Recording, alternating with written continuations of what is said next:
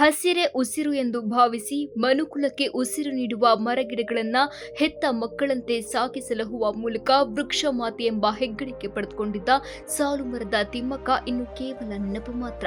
ವಯೋಸಹಜ ಕಾಯಿಲೆಗಳಿಂದ ಬಳಲ್ತಿದ್ದ ಅವರಿಗೆ 114 ವರ್ಷ ವಯಸ್ಸಾಗಿತ್ತು. ವೃಕ್ಷ ಮಾತೆ ಸಾಲುಮರದ ತಿಮ್ಮಕ್ಕ ಅವರ ನಿಧನಕ್ಕೆ CM Siddaramaiah, DCM D K Shivakumar ಸೇರಿ ಹಲವು ಗಣ್ಯರು ಸಂತಾಪ ಸೂಚಿಸಿದ್ದಾರೆ.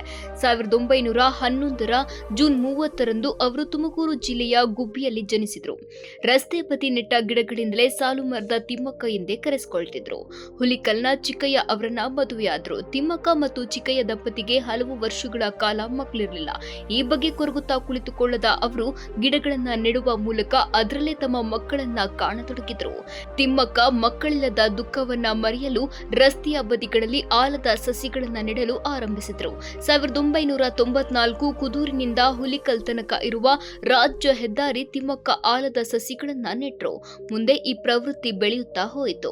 ರಾಮನಗರದ ಹುಲಿಕಲ್ ಮತ್ತು ಕುದೂರು ನಡುವಿನ ಹೆದ್ದಾರಿಯ ಸುಮಾರು 45 ಕಿಲೋಮೀಟರ್ ಉದ್ದಕ್ಕೂ ತಮ್ಮ ಪತಿ ಚಿಕ್ಕಯ್ಯ ಅವರೊಂದಿಗೆ 385ಕ್ಕೂ ಹೆಚ್ಚು ಆಲದ ಮರ ನೆಟ್ಟಿದ್ದಾರೆ.